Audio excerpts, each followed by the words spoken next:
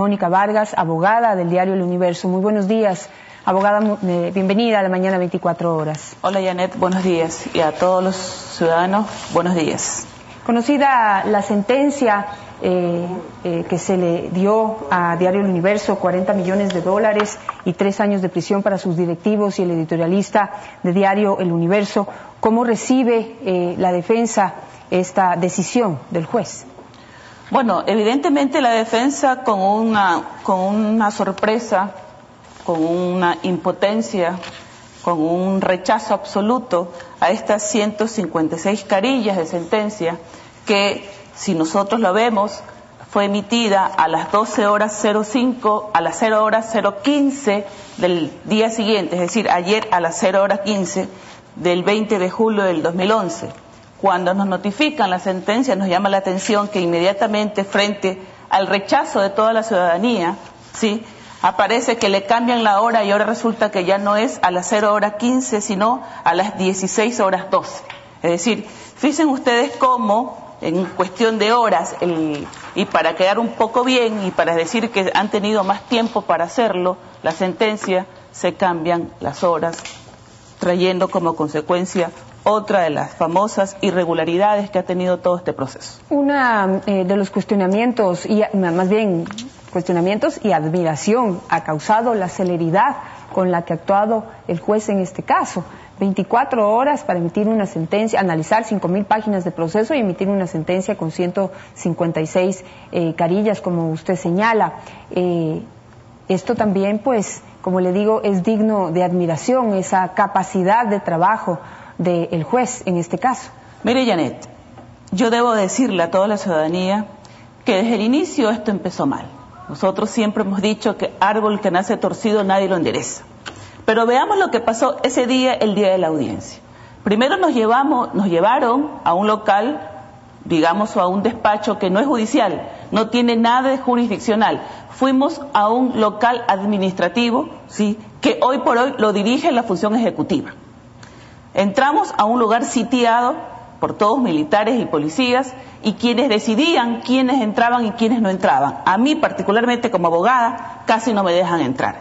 Luego tampoco dejaron entrar a la prensa. Sin embargo, adentro sí habían ciertas personas o ciertos periodistas que eran parte del gobierno. Pero no importa, nosotros nos enfrentamos a una audiencia delante del presidente, una audiencia que se llevó, debo decirlo con todo respeto, ciertas cosas por ahí, pero puedo decir que se llevó a cabo. Pero lo interesante de esto es que el juez, cuando llega a la audiencia, dice y aclara en la cara del señor presidente y en la cara de todos nosotros: señores, hace minutos atrás recién tengo la competencia en este juicio. Es decir, hace minutos atrás recién me encargan de este juicio, ¿sí? De tal forma que este es el juez express que le dicen por ahí, el señor Paredes, quien en solo minutos u horas estableció una sentencia o dictó una sentencia de 156 páginas. Y llama la atención, fíjense ustedes que esto es lo sorprendente o lo raro o lo dudoso. No se dice absolutamente nada de lo que pasó ese día, el día anterior a la audiencia. No se menciona nada de lo que pasó en la audiencia, cuando es una audiencia de juzgamiento. Lo único que se relata en todas las 156 páginas es: la acusación ha dicho esto, la contestación ha dicho eso. Eso sucedió hace meses atrás, cuando recién empezó, y de ahí se salta la resolución. No, como que no hubiera existido la audiencia de juzgamiento. Y ¿Qué sensación o qué lectura le da usted a esta serie de cuestiones, pues, no comunes que han sucedido en este caso? Bueno, yo le dije al presidente ese día: señor presidente, porque la verdad es que el presidente como presidente de la República tenía que notar todo lo que se ha hecho, porque él lo hace. Miremos que él presenta esta querella como ciudadano común, no como presidente. Sin embargo, pide una pena como presidente. Sí, estas cosas legalmente no se pueden, porque el ofendido y el que presenta la acusación tiene que ser una misma persona, pero aquí presenta Rafael Vicente Correa Delgado, ecuatoriano, mayor de edad, casado, economista, y pide la sentencia como presidente de la República. Las dualidades procesales son las que nosotros decimos que son irregularidades o ilegalidades en este proceso. Pero llama la atención la pena. la condena, porque el presidente dice, ese día lo dijo en la rueda de prensa, yo no quiero meter preso a nadie, sin embargo exige la mayor de las penas de los delitos. Yo creo que, créanlo con toda certeza y con toda seguridad, que ni a los más buscados le dan la sentencia más grave o más fuerte en lo máximo de la pena en estos delitos, en cualquiera de los delitos. Dice el presidente, yo no quiero la plata, pero sin embargo está exigiendo 80 millones. Ayer dijeron que no están confiados o no les gustan los 40 millones, sino que quieren 80 y van a apelar. Entonces, nosotros no entendemos, porque por un lado se dice, no quiero mandarlos presos, pero sin embargo exijo la mayor de las penas. Por otro lado, yo no quiero la plata, pero sin embargo exijo los 80 millones de dólares. Abogada, 72 horas antes de que se emita esta sentencia, el presidente de la República habló por última vez diciendo que quería la rectificación y que la rectificación sería el final de este proceso. El momento en que se intentó conciliar con el presidente, pues él manifestó y su defensa que ya no era tiempo, que estaban fuera de tiempo. Analicémoslo desde el punto de vista jurídico y legal. ¿Ese era el momento para conciliar o por qué el diario no accedió a rectificar antes como el presidente de la República había ofrecido? Sí, mira, nosotros cuando entramos, fueron los propios directivos del diario, fuimos con una intención conciliadora. Yo personalmente le dije al presidente, delante del presidente, es la etapa procesal donde antes de iniciar todo el juicio, la audiencia y juzgamiento, el juez establece que si las partes quieren conciliar pueden hacerlo. Es decir, una conciliación no es que nosotros llegamos en ese momento, esta es la rectificación, no. Toda conciliación requiere un proceso. Por eso es que la carta establece la forma o cómo él quería que nosotros rectifiquemos.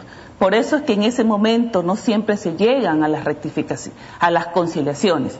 Pero creo que el presidente ni terminaba de leer la carta y ya estaban diciendo no aceptamos la conciliación. Pero es una negativa tan profunda y tan enfática que no dio oportunidad absolutamente a nada. De tal suerte que los directivos, en forma respetuosa, se retiraron de la audiencia y le hicieron saber al presidente que habían ido personalmente a decirle vamos a conciliar, conciliemos. Pero esa oportunidad procesalmente era en ese momento, no antes, era en ese momento. Legalmente los abogados sabemos, pero es importante que la ciudadanía también sepa. En un proceso penal de esta naturaleza, el juez cuando empieza dice, las partes concilien. Si las partes no concilian, continúa el juicio, que es lo que pasó. Abogada, en este momento que ya existe esta sentencia, ¿cuál es el siguiente paso? A ver, es una sentencia en la que se condena a todos. El presidente siempre dice, yo quiero hacer historia. ¿Sí? Lo felicito al presidente. Hoy ya es historia. Ya es historia porque se marca un monto de indemnización, se condena a una persona jurídica nunca antes visto. Y nunca antes visto, no porque nadie lo quiera hacer, no porque no haya existido un juez, no, es porque la ley no lo permite. Nosotros aquí hemos violado la ley, hemos hecho lo que creo que en ninguna parte del mundo existe, que una persona jurídica penalmente puede ser condenado por cometer un delito. Y mire usted, Janet, el precedente. Porque a esta sentencia lo único que faltó es que condenen a los canillitas que repartieron los periódicos. Eso es lo único que faltó. Yo diría que podría ser hasta incompleta. Pero miren el precedente que marca. Condenan a los directivos del diario porque el estatuto establece que ellos son los que nombran al director, a los editorialistas o columnistas del diario y porque establecen las políticas noticiosas del diario. Yo digo, haciendo un parangón, la Constitución establece que el presidente de la República dicta las políticas públicas del país. La Constitución establece que es el presidente quien nombra a sus ministros, ¿sí?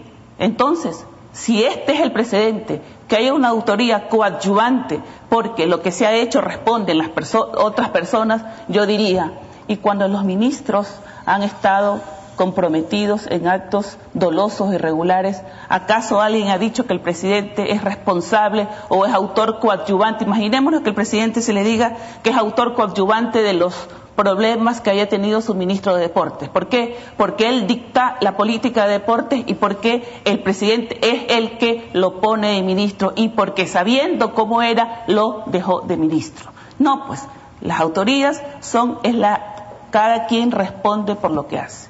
Cada quien, nuestro Código Penal, nuestra Constitución establece que las personas somos responsables de lo que hacemos. Que ayudemos a otros de alguna u otra manera puede ser, por eso se extiende. Pero esta extensión excesiva de la autoría va a traer responsabilidades en el país. Abogada, también habría que señalar que, digamos, cuál es la norma internacional, porque esto no es algo que se ha inventado aquí en el Ecuador, sino que internacionalmente las reglas bajo las que trabajan o las que existe la libertad de expresión dicen que los editoriales son responsabilidad de quien los escribe, no del medio. El medio debe abrir sus páginas para que diversas personas puedan emitir su opinión y no debe haber injerencia por parte ni del medio ni del director de ese medio en lo que ese editorialista, pensador, líder de opinión pueda o quiera escribir. Eso es algo que, digamos, funciona por lo menos aquí en el Ecuador hasta hoy. A partir de hoy y con esta sentencia, si se llega a ejecutar al final de todo este proceso, los directores de los medios se entiende que tendrían ahora que revisar y hacer una especie de censura previa de lo que los líderes de opinión opinan. Eso también marca un precedente. Bueno, sí, eso es aparte de los millones que han condenado, eso yo diría que es lo más grave. Yo no discuto que exista un derecho a la honra, ¿sí? Hace 2 años atrás, en el Ecuador, ya se puso un parámetro de la honra del presidente. 2 o 3 años atrás, sentenciaron, no me acuerdo a quién, a pagarle al presidente $600,000 porque supuestamente le había dañado, o así se estableció en sentencia, el buen nombre. 3 años o 2 años y medio acá, ya subieron de 600,000 a 40 millones. Pero lo que yo les decía aquí es que yo no discuto que exista el derecho a la honra, pero también existe el derecho a la libertad de expresión. Por lo menos un juez que tenga conciencia de establecer parámetros, haga pues una ponderación. A ver, esta es la libertad de expresión y este es el derecho a la honra. Díganos por qué usted cree que el uno es superior al otro. Pero absolutamente en la sentencia se hace mención al derecho a la libertad de expresión también. Yo creo que, aparte del precedente histórico que se da, yo como abogada, el precedente histórico que estoy viendo de esta sentencia, es que hoy por hoy los abogados pueden decir, hagamos lo que querramos, porque los jueces son jueces a medida, puestos como partidas o como muñecos de ajedrez en este proceso. Entonces, ese es el precedente, ¿sí? La forma como se ha llevado, ¿sí?, con una impudicia única, total, este proceso. Cuando nosotros decimos que en menos de 24 horas se ha dictado una sentencia, yo no me sorprendo, porque así nos han tratado. Yo le dije al presidente, en países vecinos como Colombia, no se diga Estados Unidos y peor Europa, ya ni siquiera se menciona el debido proceso. ¿Cómo puede ser posible que en Ecuador de hoy, con una nueva constitución, nosotros hayamos estado mendigando que nos hagan o que nos dicten las cosas respetando el debido proceso? De tal suerte que, miren ustedes, nos dictan condenas del primer mundo, ¿sí?, con sentencias de contenidos de tercer mundo.